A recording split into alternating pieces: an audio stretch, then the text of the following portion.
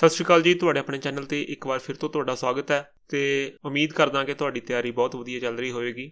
ਮੈਨੂੰ ਪੂਰੀ ਆਸ ਹੈ ਕਿ ਜੋ ਵੀ ਕੁਐਸਚਨ ਆਪਾਂ ਡਿਸਕਸ ਕਰ ਰਹੇ ਹਾਂ, ਇਹਨਾਂ ਦੇ ਜਿਹੜੇ ਟੌਪਿਕ ਨੇ ਉਹ ਤੁਸੀਂ ਖੁਦ ਵੀ ਪੜ੍ਹਦੇ ਹੋਵੋਗੇ ਅਤੇ ਇਸ ਟੌਪਿਕ ਦੇ ਨਾਲ ਸੰਬੰਧਿਤ ਪੇਪਰ ਦੇ ਵਿੱਚ ਕੁਐਸਚਨ ਆਏਗਾ ਤਾਂ ਤੁਸੀਂ ਉਹਨੂੰ ਪੱਕਾ ਕਰ ਲਓਗੇ। ਚਲੋ ਸ਼ੁਰੂ ਕਰਦੇ ਹਾਂ ਜੀ। ਸਭ ਤੋਂ ਪਹਿਲਾ ਪ੍ਰਸ਼ਨ ਸਕਰੀਨ ਤੇ ਤੁਹਾਡੇ ਸਾਹਮਣੇ ਹੈ। ਰਾਜਧਾਨੀ ਦੇ ਤੌਰ ਤੇ ਦਿੱਲੀ ਦੀ ਚੋਣ ਤੇ ਹੇਠ ਲਿਖੇ ਵਿੱਚੋਂ ਕਿਸ ਨੇ ਕਿਹਾ ਕਿ ਇਹ ਤਬਦੀਲੀ ਭਾਰਤ ਦੇ ਲੋਕਾਂ ਦੀ ਕਲਪਨਾ ਨੂੰ ਪ੍ਰਭਾਵਿਤ ਕਰੇਗੀ ਅਤੇ ਭਾਰਤ ਵਿੱਚ ਬ੍ਰਿਟਿਸ਼ ਸ਼ਾਸਨ ਨੂੰ ਕਾਇਮ ਰੱਖਣ ਦੇ ਅਟੁੱਟ ਸੰਕਲਪ ਦੇ ਦਾਅਵੇ ਵਜੋਂ ਸਾਰਿਆਂ ਦੁਆਰਾ ਸਵੀਕਾਰ ਕੀਤਾ ਜਾਵੇਗਾ।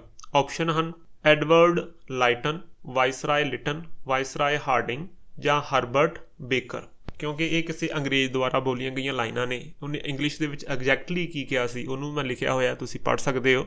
ਦਿੱਲੀ ਨੂੰ ਰਾਜਧਾਨੀ ਬਣਾਇਆ ਗਿਆ ਹੈ ਜੀ 1911 ਦੇ ਵਿੱਚ। ਇਸ ਤੋਂ ਪਹਿਲਾਂ ਜਿਹੜੀ ਅੰਗਰੇਜ਼ਾਂ ਦੀ ਰਾਜਧਾਨੀ ਸੀ ਉਹ ਕਲਕੱਤਾ ਸੀ ਅਤੇ 1911 ਦੇ ਵਿੱਚ ਜਿਹੜਾ ਵਾਇਸਰਾਏ ਸੀ ਉਹ ਸੀ ਲਾਰਡ ਹਾਰਡਿੰਗ।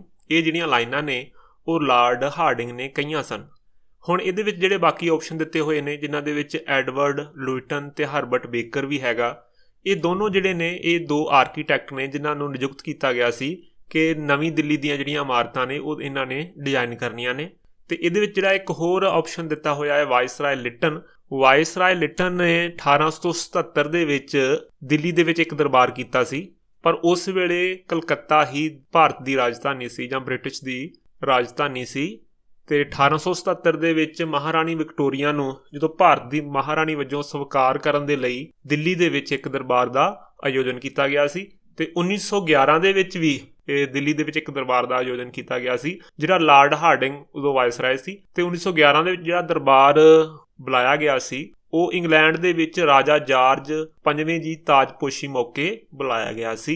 ਇਸ ਸਵਾਲ ਦਾ ਸਹੀ ਜਵਾਬ ਹੋ ਜਾਏਗਾ ਜੀ ਲਾਰਡ ਹਾਰਡਿੰਗ।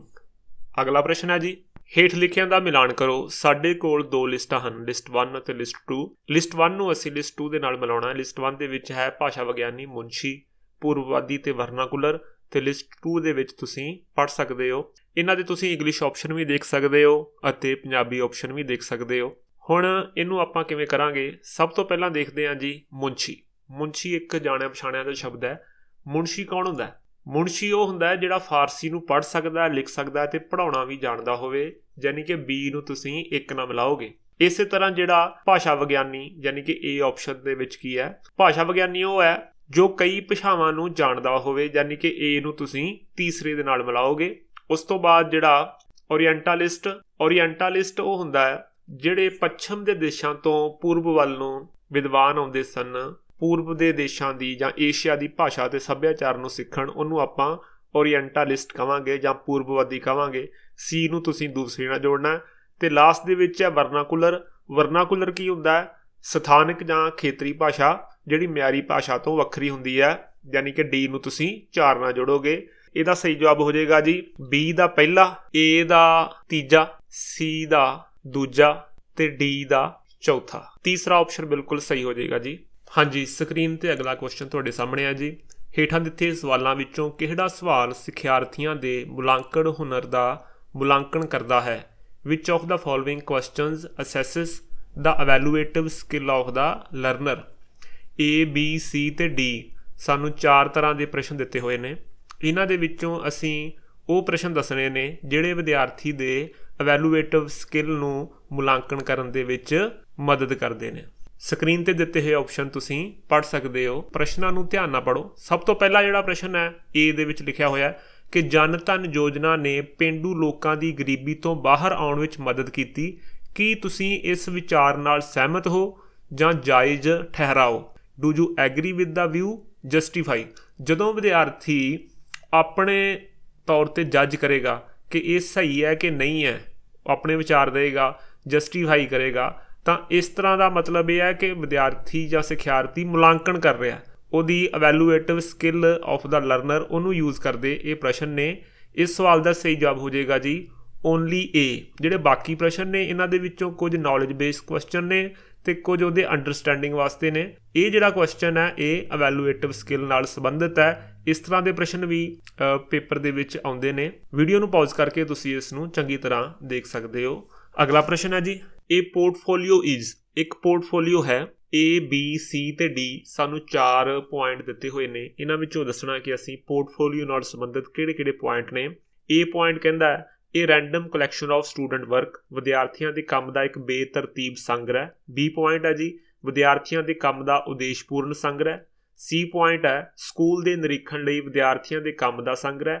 ਤੇ D ਪੁਆਇੰਟ ਹੈ ਲੰਬੇ ਸਮੇਂ ਵਿੱਚ ਵਿਦਿਆਰਥੀਆਂ ਦੇ ਵਾਧੇ ਦਾ ਮੁਲਾਂਕਣ ਕਰਨ ਲਈ ਇੱਕ ਪ੍ਰਮਾਣਿਕ ਸਾਧਨ। ਇੱਕ ਪੋਰਟਫੋਲੀਓ ਵਿਦਿਆਰਥੀ ਦੇ ਕੰਮ ਦਾ ਇੱਕ ਵਿਵਸਥਿਤ ਸੰਗ੍ਰਹਿ ਹੁੰਦਾ ਹੈ ਜੋ ਪਾਠਕ੍ਰਮ ਦੇ ਇੱਕ ਜਾਂ ਇੱਕ ਤੋਂ ਵੱਧ ਖੇਤਰਾਂ ਵਿੱਚ ਇੱਕ ਖਾਸ ਸਮੇਂ ਦੌਰਾਨ ਵਿਦਿਆਰਥੀਆਂ ਦੀਆਂ ਗਤੀਵਿਧੀਆਂ, ਪ੍ਰਾਪਤੀਆਂ ਨੂੰ ਦਰਸਾਉਂਦਾ ਹੈ, ਉਪਲਬਧੀਆਂ ਤੇ ਅਚੀਵਮੈਂਟ ਨੂੰ ਦਰਸਾਉਂਦਾ ਹੈ ਜੀ। ਹੁਣ ਇੱਥੇ ਦਿੱਤੇ ਹੋਏ ਆਪਸ਼ਨ ਦੇ ਵਿੱਚ ਜਿਹੜਾ A ਹੈ ਕਿ ਵਿਦਿਆਰਥੀਆਂ ਦੇ ਕੰਮ ਦਾ ਬੇਤਰਤੀਬ ਸੰਗ੍ਰਹਿ, ਇਹ ਗਲਤ ਹੈ। ਤੇ ਜਿਹੜਾ C ਦੇ ਵਿੱਚ ਲਿਖਿਆ ਹੋਇਆ ਕਿ ਸਕੂਲ ਦੇ ਨਿਰੀਖਣ ਲਈ ਵਿਦਿਆਰਥੀਆਂ ਦੇ ਕੰਮ ਦਾ ਸੰਗ੍ਰਹਿ, ਇਹ ਵੀ ਗਲਤ ਹੈ। ਇਹਦਾ ਸਹੀ ਜਵਾਬ ਹੋ ਜਾਏਗਾ B ਅਤੇ D। ਚੌਥਾ ਆਪਸ਼ਨ ਬਿਲਕੁਲ ਸਹੀ ਹੋ ਜਾਏਗਾ ਜੀ।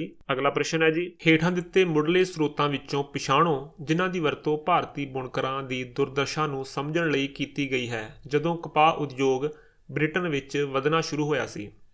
A, B ਅਤੇ C ਸਾਨੂੰ 3 ਪੁਆਇੰਟ ਦਿੱਤੇ ਹੋਏ ਨੇ। ਆਪਾਂ ਦੱਸਣਾ ਕਿ ਇਹਨਾਂ ਵਿੱਚੋਂ ਮੁੱਢਲੇ ਸਰੋਤ ਕਿਹੜੇ ਨੇ, ਪ੍ਰਾਇਮਰੀ ਸੋਰਸਿਸ ਕਿਹੜੇ ਨੇ। ਪ੍ਰਾਇਮਰੀ ਸੋਰਸਿਸ ਤੇ ਸੈਕੰਡਰੀ ਸੋਰਸਿਸ ਬਾਰੇ ਆਪਾਂ ਪਹਿਲਾਂ ਵੀ ਪੜ੍ਹ ਚੁੱਕੇ ਹਾਂ। A ਦੇ ਵਿੱਚ ਹੈ ਜੀ ਭਾਰਤ ਵਿੱਚ ਕੰਪਨੀ ਦੁਆਰਾ ਬੁਣਕਰਾਂ ਤੋਂ ਪ੍ਰਾਪਤ ਪਟੀਸ਼ਨਾਂ ਅਤੇ ਉਹਨਾਂ ਦੀ ਸਥਿਤੀ ਦਾ ਵਰਣਨ ਕਰਦੇ ਹੋਏ।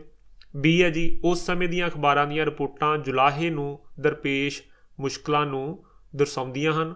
ਤੇ C ਹੈ ਜੀ 19ਵੀਂ ਸਦੀ ਦੇ ਸ਼ੁਰੂ ਵਿੱਚ ਭਾਰਤੀ ਟੈਕਸਟਾਈਲ ਦੇ ਪਤਨ ਉੱਤੇ ਇੱਕ ਇਤਿਹਾਸਕਾਰ ਦੁਆਰਾ ਲਿਖੀ ਗਈ ਇੱਕ ਕਿਤਾਬ।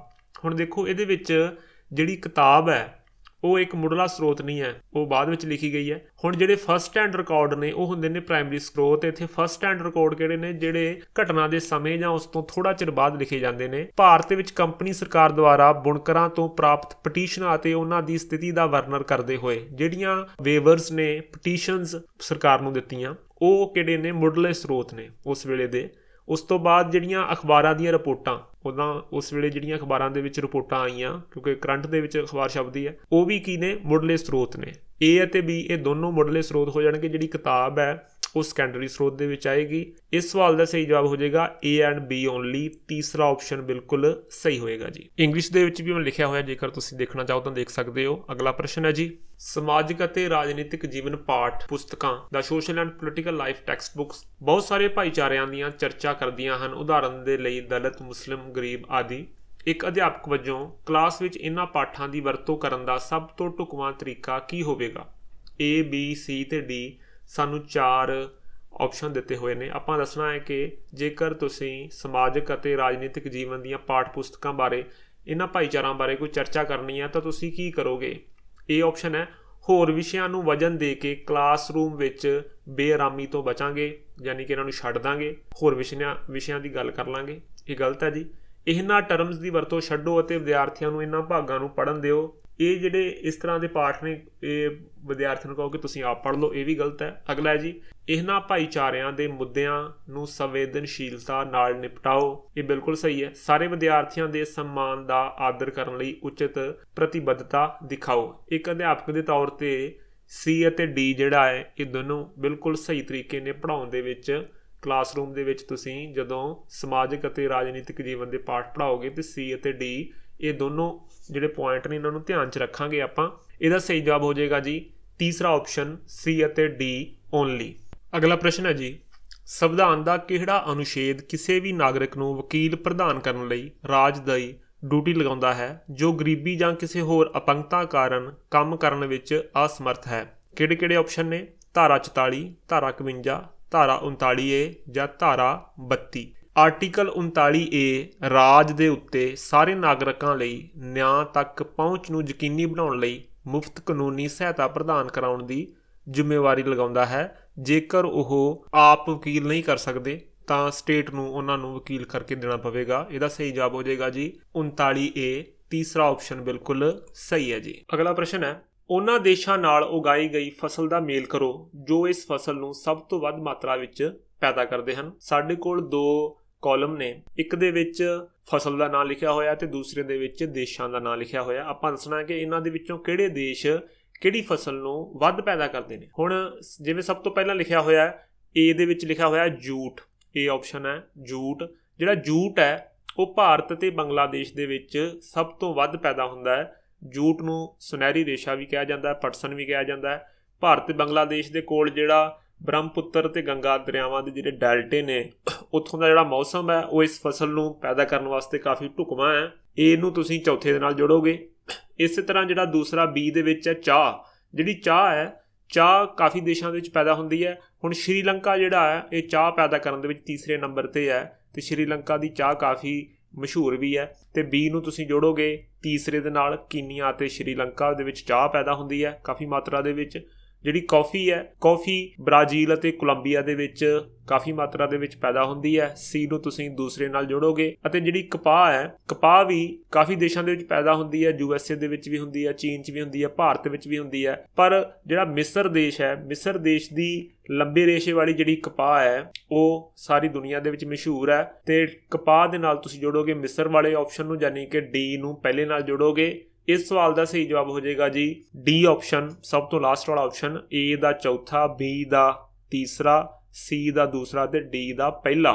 ਅਗਲਾ ਪ੍ਰਸ਼ਨ ਹੈ ਜੀ, ਭਾਰਤ ਵਿੱਚ ਜ਼ਿਆਦਾਤਰ ਕਾਰਖਾਨਿਆਂ ਵਿੱਚ ਹੇਠ ਲਿਖੇ ਊਰਜਾ ਸਰੋਤਾਂ ਵਿੱਚੋਂ ਕਿਹੜਾ ਵਰਤਿਆ ਜਾਂਦਾ ਹੈ?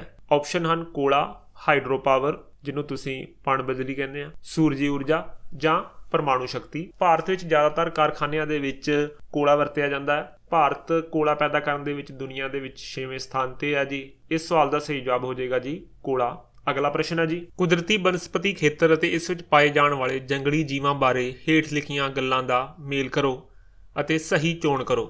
ਸਾਡੇ ਕੋਲ ਫਿਰ ਤੋਂ 2 ਕਾਲਮ ਨੇ। ਇੱਕ ਦੇ ਵਿੱਚ ਸਾਡੇ ਕੋਲ ਕੁਦਰਤੀ ਬਨਸਪਤੀ ਖੇਤਰ ਲਿਖੇ ਹੋਏ ਨੇ, ਦੂਸਰੀ ਸਾਈਡ 'ਤੇ ਸਾਡੇ ਕੋਲ ਜੰਗਲੀ ਜੀਵ ਲਿਖੇ ਹੋਏ ਨੇ। ਆਪਾਂ ਇਹਨਾਂ ਨੂੰ ਦੱਸਣਾ ਹੈ ਕਿ ਕਿਹੜੇ ਖੇਤਰ ਦੇ ਵਿੱਚ ਕਿਹੜੇ ਜੀਵ ਰਹਿੰਦੇ ਹਨ। ਏ ਦੇ ਵਿੱਚ ਹੈ ਜੀ ਟੁੰਡਰਾ, ਬੀ ਹੈ ਊਸ਼ਣ ਕਟੀਬੰਦੀ, ਤੁਸੀਂ ਇਹਨਾਂ ਦੇ ਇੰਗਲਿਸ਼ ਆਪਸ਼ਨ ਵੀ ਪੜ੍ਹ ਸਕਦੇ ਹੋ। ਸੀ ਦੇ ਵਿੱਚ ਹੈ ਟੈਂਪਰੇਟ ਗ੍ਰਾਸਲੈਂਡ ਅਤੇ ਡੀ ਦੇ ਵਿੱਚ ਹੈ ਊਸ਼ਣ ਕਟੀਬੰਦੀ ਘਾਹ ਦੇ ਮੈਦਾਨ। ਇਸੇ ਤਰ੍ਹਾਂ ਦੂਸਰੇ ਕਾਲਮ ਦੇ ਵਿੱਚ ਜਾਨਵਰਾਂ ਦੇ ਨਾਂ ਲਿਖੇ ਹੋਏ ਨੇ। ਸਭ ਤੋਂ ਪਹਿਲਾਂ ਦੇਖੋ ਜਿਹੜਾ ਟੁੰਡਰਾ ਬਨਸਪਤੀ ਉੱਥੇ ਹੁੰਦੀ ਹੈ, ਏ ਨੂੰ ਆਪਾਂ ਦੇਖ ਰਹੇ ਹਾਂ।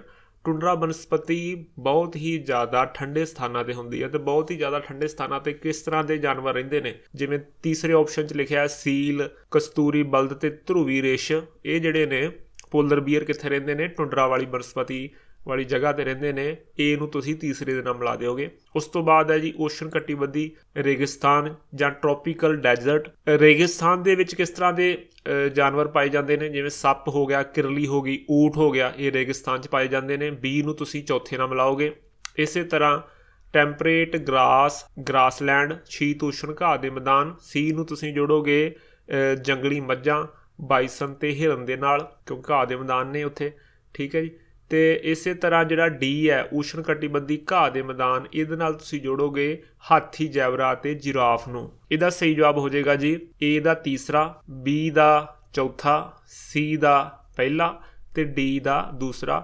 ਬੀ ਆਪਸ਼ਨ ਬਿਲਕੁਲ ਸਹੀ ਹੋ ਜਾਏਗਾ ਜੀ। ਅਗਲਾ ਪ੍ਰਸ਼ਨ ਦੇਖਦੇ ਹਾਂ ਜੀ, ਭੂਮੱਧ ਰੇਖਾ ਅਤੇ ਉੱਤਰੀ ਧਰੁਵ ਜਾਂ ਭੂਮੱਧ ਰੇਖਾ ਅਤੇ ਦੱਖਣੀ ਧਰੁਵ ਵਿਚਕਾਰ ਦੂਰੀ ਕੀ ਹੋਵੇਗੀ ਜੇਕਰ ਡਿਗਰੀ ਦੇ ਵਿੱਚ ਮਾਪੀ ਜਾਵੇ? ਆਪਸ਼ਨ ਹਨ 120 ਡਿਗਰੀ, 360 ਡਿਗਰੀ, 90 ਡਿਗਰੀ ਜਾਂ 180 ਡਿਗਰੀ। ਦੇਖੋ ਜਿਹੜੀ ਅਰਥ ਹੈ ਇਹਦਾ ਜਿਹੜਾ ਪੂਰਾ ਦਾ ਪੂਰਾ ਇਹਨੂੰ 360 ਡਿਗਰੀ ਦੇ ਵਿੱਚ ਆਪਾਂ ਵੰਡਦੇ ਹਾਂ। ਅਤੇ ਭੂਮੱਧ ਰੇਖਾ ਤੋਂ ਜੇਕਰ ਤੁਸੀਂ ਉੱਤਰੀ ਧਰੁਵ ਤੱਕ ਜਾਓਗੇ ਡਿਗਰੀ ਦੇ ਵਿੱਚ ਤਾਂ ਵੀ 90 ਡਿਗਰੀ ਬਣਨਾ, ਜਾਂ ਭੂਮੱਧ ਰੇਖਾ ਤੋਂ ਤੁਸੀਂ ਦੱਖਣੀ ਧਰੁਵ ਤੱਕ ਜਾਓਗੇ ਤਾਂ ਵੀ 90 ਡਿਗਰੀ ਬਣਨਾ। ਇਸ ਸਵਾਲ ਦਾ ਸਹੀ ਜਵਾਬ ਹੋ ਜਾਏਗਾ ਜੀ 90 ਡਿਗਰੀ। ਸੀ ਆਪਸ਼ਨ ਬਿਲਕੁਲ ਸਹੀ ਹੈ ਜੀ। ਅਗਲਾ ਪ੍ਰਸ਼ਨ ਦੇਖਦੇ ਹਾਂ, ਗ੍ਰੀਨਵਿਚ ਮੈਰੀਡੀਅਨ ਦੇ ਨਾਲ ਨਾਲ ਸਾਰੀਆਂ ਥਾਵਾਂ 'ਤੇ ਦੁਪਹਿਰ ਕਦੋਂ ਹੋਵੇਗੀ? ਆਪਸ਼ਨ ਤੁਸੀਂ ਸਕਰੀਨ 'ਤੇ ਦਿੱਤੇ ਹੋਏ ਨੇ, ਪੜ੍ਹ ਸਕਦੇ ਹੋ। ਜਿਹੜੀ ਗ੍ਰੀਨਵਿਚ ਲਾਈਨ ਹੈ, ਜਿਹੜੀ ਇੰਗਲੈਂਡ ਦੇ ਵਿੱਚੋਂ ਲੰਘਦੀ ਹੈ, ਜਿਹਨੂੰ ਤੁਸੀਂ ਪ੍ਰਾਈਮ ਮੈਰੀਡੀਅਨ ਵੀ ਕਹਿੰਦੇ ਹੋ, ਇਹਦੇ ਕੰਪੈਰੇਬਲ ਦੇ ਨਾਲ ਤੁਸੀਂ ਸਾਰੇ ਦੇਸ਼ਾਂ ਦਾ ਟਾਈਮ ਮੈਜ਼ਰ ਕਰਦੇ ਹੋ ਕਿ ਕੋਈ ਦੇਸ਼ ਦਾ ਟਾਈਮ ਇਸ ਤੋਂ ਜ਼ਿਆਦਾ ਹੈ ਕਿ ਘੱਟ ਹੈ। ਹੁਣ ਜਿਹੜੀ ਗ੍ਰੀਨਵਿਚ ਮੈਰੀਡੀਅਨ ਹੈ, ਇਹਦੇ ਨਾਲ ਨਾਲ ਸਾਰੀਆਂ ਥਾਵਾਂ ਦੇ ਉੱਪਰ ਜਿਹੜੇ ਪ੍ਰਾਈਮ ਮੈਰੀਡੀਅਨ ਦੇ ਉੱਤੇ ਜਿਹੜੀਆਂ ਥਾਵਾਂ ਨੇ, ਸਾਰਿਆਂ ਦੇ ਉੱਤੇ ਦੁਪਹਿਰ ਕਦੋਂ ਹੋਵੇਗੀ? ਜਦੋਂ sun is at the highest point in the sky over the prime meridian. ਜਦੋਂ ਗ੍ਰੀਨਵਿਚ ਦੇ ਪ੍ਰਾਈਮ ਮੈਰੀਡੀਅਨ ਉੱਤੇ ਸੂਰਜ ਅਸਮਾਨ ਵਿੱਚ ਸਭ ਤੋਂ ਉੱਚੇ ਸਥਾਨ 'ਤੇ ਹੋਵੇ, ਉਸ ਵੇਲੇ ਕੀ ਹੋਏਗੀ? ਦੁਪਹਿਰ ਹੋਵੇਗੀ। ਡੀ ਆਪਸ਼ਨ ਬਿਲਕੁਲ ਸਹੀ ਹੈ ਜੀ। ਅਗਲਾ ਪ੍ਰਸ਼ਨ ਹੈ ਜੀ, ਹੇਠ ਲਿਖੀਆਂ ਲਿਖਤਾਂ ਵਿੱਚੋਂ ਕਿਹੜਾ ਇੱਕ ਗੜਾ ਕਟੰਗਾ ਦੇ ਗੌਂਡ ਰਾਜ ਦਾ ਜ਼ਿਕਰ ਕਰਦਾ ਹੈ ਜਿਸ ਵਿੱਚ 70,000 ਪਿੰਡ ਸਨ? ਆਪਸ਼ਨ ਹਨ ਪਾਤਸ਼ਾਹਨਾਮਾ, ਜਹਾਂਗੀਰਨਾਮਾ, ਬਾਬਰਨਾਮਾ ਜਾਂ ਅਕਬਰਨਾਮਾ। ਇਹ ਜਿਹੜਾ ਗੜਾ ਕਟੰਗਾ ਦਾ ਗੌਂਡ ਰਾਜ ਹੈ, ਜਿਹਨੂੰ ਮੁਗਲਾਂ ਨੇ ਆਪਣੇ ਵਿੱਚ ਮਿਲਾ ਲਿਆ ਸੀ। ਇਹਦਾ ਜਿਹੜਾ ਜ਼ਿਕਰ ਹੈ ਅਕਬਰਨਾਮਾ ਦੇ ਵਿੱਚ ਆਉਂਦਾ ਹੈ। ਅਕਬਰਨਾਮਾ ਜਿਹੜਾ ਅਬੁਲ ਫਜ਼ਲ ਨੇ ਲਿਖਿਆ ਹੈ। ਡੀ ਆਪਸ਼ਨ ਬਿਲਕੁਲ ਸਹੀ ਹੈ ਜੀ। ਹੇਠ ਦਿੱਤੇ ਨਾਲ ਮੇਲ ਕਰੋ। ਸਾਡੇ ਕੋਲ ਦੋ ਸੂਚੀਆਂ ਨੇ, ਸੂਚੀ X ਤੇ ਸੂਚੀ Y। ਇਹਨਾਂ ਦੋਨਾਂ ਦੇ ਵਿੱਚ ਜਿਹੜੇ ਸ਼ਬਦ ਲਿਖੇ ਨੇ ਉਹਨਾਂ ਨੂੰ ਅਸੀਂ ਮਿਲਾਉਣਾ ਹੈ। ਸੂਚੀ X ਦੇ ਵਿੱਚ ਜ਼ਿਕਰ, ਰਕਸ, ਸਮਾਂ ਤੇ ਮੁਰੀਦ ਲਿਖਿਆ ਹੋਇਆ। ਸੂਚੀ Y ਦੇ ਵਿੱਚ ਨੱਚਣਾ, ਗਾਉਣਾ, ਨਾਮ ਦਾ ਜਾਪ ਤੇ ਚੇਲਾ ਲਿਖਿਆ ਹੋਇਆ। ਮੁਰੀਦ ਹੈ, ਮੁਰੀਦ ਦਾ ਮਤਲਬ ਹੁੰਦਾ ਚੇਲਾ। ਜ਼ਿਕਰ ਦਾ ਮਤਲਬ ਹੁੰਦਾ ਹੈ ਨਾਮ ਦਾ ਜਪਣਾ, ਤੇ ਸਮਾਂ ਦਾ ਮਤਲਬ ਹੁੰਦਾ ਹੈ ਗਾਉਣਾ, ਤੇ ਰਕਸ ਦਾ ਮਤਲਬ ਹੁੰਦਾ ਨੱਚਣਾ। ਇਹਦਾ ਸਹੀ ਜਵਾਬ ਹੋ ਜਾਏਗਾ ਜੀ ਚੌਥਾ ਆਪਸ਼ਨ ਬਿਲਕੁਲ ਸਹੀ ਹੋ ਜਾਏਗਾ। A ਦਾ ਤੀਸਰਾ, B ਦਾ ਪਹਿਲਾ, C ਦਾ ਦੂਜਾ ਤੇ D ਦਾ ਚੌਥਾ। ਇਹ ਸੂਫੀਆਂ ਨਾਲ ਸੰਬੰਧਿਤ ਕੁਝ ਟਰਮਾਂ ਨੇ, ਇਹਨਾਂ ਨੂੰ ਤੁਸੀਂ ਇਦਾਂ ਹੀ ਯਾਦ ਕਰ ਲੈਣਾ। ਅਗਲਾ ਪ੍ਰਸ਼ਨ ਦੇਖਦੇ ਹਾਂ ਜੀ। ਧਰਤੀ ਉੱਤੇ ਉਪਲਬਧ ਪਾਣੀ ਬਾਰੇ ਹੇਠ ਦਿੱਤੇ ਕਥਨਾਂ ਵਿੱਚੋਂ ਕਿਹੜਾ ਸੱਚ ਹੈ? A, B, C ਤੇ D ਸਾਨੂੰ 4 ਕਥਨ ਦਿੱਤੇ ਹੋਏ ਨੇ। A ਕਥਨ ਹੈ ਧਰਤੀ ਦੇ ਕੁੱਲ ਪਾਣੀ ਦਾ ਸਿਰਫ 3% ਤਾਜ਼ਾ ਪਾਣੀ ਹੈ। B ਕਥਨ ਹੈ ਧਰਤੀ ਦੇ ਕੁੱਲ ਪਾਣੀ ਦਾ 90% ਸਮੁੰਦਰਾਂ ਕੋਲ ਹੈ। C ਕਥਨ ਹੈ ਧਰਤੀ ਦੇ ਪਾਣੀ ਵਾਯੂਮੰਡਲ ਤੋਂ ਪੈਦਾ ਹੁੰਦਾ ਹੈ। ਤੇ D ਹੈ ਗਲੇਸ਼ੀਅਰ, ਨਦੀਆਂ ਤੇ ਝਰਨੇ ਅਤੇ ਤਲਾਬ ਤਾਜ਼ੇ ਪਾਣੀ ਦਾ ਸਰੋਤ ਹਨ। ਦੇਖੋ ਧਰਤੀ ਦਾ ਜਿਹੜਾ 97% ਪਾਣੀ ਹੈ ਇਹ ਸਮੁੰਦਰੀ ਹੈ। ਇੱਥੇ 90% ਲਿਖਿਆ ਹੋਇਆ ਹੈ, ਇਹਦਾ ਮਤਲਬ B ਆਪਸ਼ਨ ਗਲਤ ਹੈ। ਇਸੇ ਤਰ੍ਹਾਂ ਧਰਤੀ ਤੇ ਪਾਣੀ ਵਾਯੂਮੰਡਲ ਤੋਂ ਤਾਜ਼ਾ ਪੈਦਾ ਹੁੰਦਾ ਹੈ, ਇਹ ਵੀ ਗਲਤ ਹੈ ਕਿਉਂਕਿ ਧਰਤੀ ਤੇ ਪਾਣੀ ਦੀ ਜਿਹੜੀ ਮਾਤਰਾ ਹੈ ਉਹ ਨਿਸ਼ਚਿਤ ਹੈ, ਇਹ ਜ਼ਿਆਦਾ ਪੈਦਾ ਨਹੀਂ ਹੁੰਦਾ, ਜਿੰਨਾ ਹੈਗਾ ਉਨਾ ਹੀ ਹੈ। B ਵੀ ਗਲਤ ਹੈ, D ਵੀ ਗਲਤ ਹੈ। ਹੁਣ ਜਿਹੜਾ A ਆਪਸ਼ਨ ਹੈ ਧਰਤੀ ਦੇ ਕੁੱਲ ਪਾਣੀ ਦਾ ਸਿਰਫ 3% ਤਾਜ਼ਾ ਪਾਣੀ ਹੈ, ਇਹ ਬਿਲਕੁਲ ਸਹੀ ਹੈ। ਤੇ D ਆਪਸ਼ਨ ਜਿਹੜਾ ਹੈ ਗਲੇਸ਼ੀਅਰ, ਨਦੀਆਂ, ਝਰਨੇ ਅਤੇ ਤਲਾਬ ਪਾਣੀ ਦਾ ਸਰੋਤ ਹਨ, ਇਹ ਵੀ ਸਹੀ ਹੈ। ਇਹਦਾ ਸਹੀ ਜਵਾਬ ਹੋ ਜਾਏਗਾ A ਅਤੇ D। A ਅਤੇ D ਆਪਸ਼ਨ ਜਿਹਦੇ ਵਿੱਚ ਸਿਰਫ A ਅਤੇ D ਲਿਖਿਆ ਹੋਇਆ ਇਹ ਬਿਲਕੁਲ ਸਹੀ ਹੈ ਜੀ। ਅਗਲਾ ਪ੍ਰਸ਼ਨ ਦੇਖਦੇ ਹਾਂ। ਅੱਗੇ ਹੈ ਜੀ, ਹੇਠ ਦਿੱਤੇ ਕਥਨਾਂ ਤੇ ਗੌਰ ਕਰੋ। ਉਹਨਾਂ ਵਿੱਚੋਂ ਕਿਹੜਾ ਹਵਾ ਦਾ ਵਰਣਨ ਕਰਦਾ ਹੈ? Which of them describe wind. ਆਪਾਂ ਵਿੰਡ ਬਾਰੇ ਦੱਸਣਾ ਹੈ। ਆਪਸ਼ਨ ਹਨ ਘੱਟ ਦਬਾਅ ਤੋਂ ਉੱਚ ਦਬਾਅ ਵਾਲੇ ਖੇਤਰ ਵੱਲ ਏਅਰ ਜਿਹੜੀ ਹੈ ਫਲੋ ਕਰਦੀ ਹੈ, ਇਹ ਆਪਸ਼ਨ ਇਹ ਹੈ। ਦੂਸਰਾ ਹੈ ਜੀ ਧੂੜ, ਤੂਫਾਨ ਅਤੇ ਧੂਆਂ ਹਵਾ ਬਣਾਉਂਦੇ ਹਨ, ਇਹਨਾਂ ਦੇ ਨਾਲ ਵਿੰਡ ਬਣਦੀ ਹੈ। ਤੀਸਰਾ ਆਪਸ਼ਨ ਹੈ ਉੱਚ ਦਬਾਅ ਖੇਤਰ ਤੋਂ ਘੱਟ ਦਬਾਅ ਖੇਤਰ ਵੱਲ ਹਵਾ ਗਤੀ ਕਰਦੀ ਹੈ। ਤੇ ਚੌਥਾ ਆਪਸ਼ਨ ਹੈ ਕਿਸੇ ਖੇਤਰ ਵਿੱਚ ਦਬਾਅ ਦੀਆਂ ਸਥਿਤੀਆਂ ਉੱਤੇ ਹਵਾ ਦੀ ਗਤੀ ਪ੍ਰਭਾਵਿਤ ਨਹੀਂ ਹੁੰਦੀ। ਦੇਖੋ ਜਿਹੜੀ ਵਿੰਡ ਹੈ, ਵਿੰਡ ਦੀ ਜਿਹੜੀ ਮੂਵਮੈਂਟ ਹੈ ਉਹ ਪ੍ਰੈਸ਼ਰ ਦੇ ਉੱਤੇ ਡਿਪੈਂਡ ਕਰਦੀ ਹੈ, ਤੇ ਹਵਾ ਹਮੇਸ਼ਾ ਉੱਚ ਦਬਾਅ ਖੇਤਰ ਤੋਂ ਘੱਟ ਦਬਾਅ ਖੇਤਰ ਵੱਲ ਵਹਿੰਦੀ ਹੈ। C ਆਪਸ਼ਨ ਬਿਲਕੁਲ ਸਹੀ ਹੋ ਜਾਏਗਾ ਜੀ। ਇਸ ਦੇ ਨਾਲ ਹੀ ਇਹ ਜਿਹੜੀ ਮੈਂ ਅੱਜ ਵੀਡੀਓ ਲੈ ਕੇ ਆਇਆ, ਇਹਦੇ ਵਿੱਚ ਮੈਂ ਕੁਝ ਇੰਪੋਰਟੈਂਟ ਟੌਪਿਕ ਡਿਸਕਸ ਕੀਤੇ ਨੇ। ਇਹਨਾਂ ਸਾਰੇ ਟੌਪਿਕਸ ਨੂੰ ਤੁਸੀਂ ਇੱਕ ਵਾਰ ਜ਼ਰੂਰ ਪੜ੍ਹ ਲੈਣਾ। ਉਮੀਦ ਹੈ ਕਿ ਤੁਹਾਨੂੰ ਇਹ ਵੀਡੀਓ ਚੰਗੀ ਲੱਗੀ ਹੋਏਗੀ। ਆਲ ਦੀ ਬੈਸਟ। ਮੈਨੂੰ ਆਸ ਹੈ ਕਿ ਤੁਸੀਂ ਇਸ ਵਾਰ ਸਾਰੇ ਟੈਟ ਵਧੀਆ ਨੰਬਰ ਲੈ ਕੇ ਪਾਸ ਕਰ ਜਾਓਗੇ। ਅਗਲੀ ਵੀਡੀਓ 'ਚ ਫਿਰ ਤੋਂ ਮਿਲਦੇ ਹਾਂ। ਆਲ ਦੀ ਬੈਸਟ। Thank you. ਚੈਨਲ ਨੂੰ ਸਬਸਕ੍ਰਾਈਬ ਕਰ ਲਿਓ ਤੇ ਇਸ ਵੀਡੀਓ ਨੂੰ ਵੱਧ ਤੋਂ ਵੱਧ ਲੋਕਾਂ ਤੱਕ ਸ਼ੇਅਰ ਕਰਿਓ।